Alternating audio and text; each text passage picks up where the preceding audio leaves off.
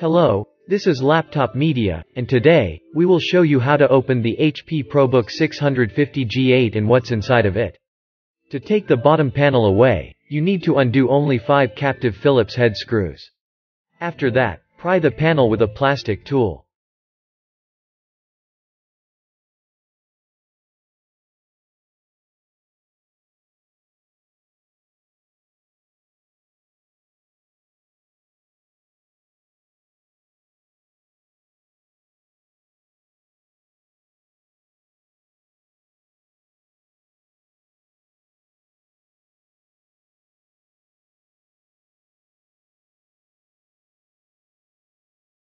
Please remember, it would be of great help to us if you just hit the like button and subscribe to our channel.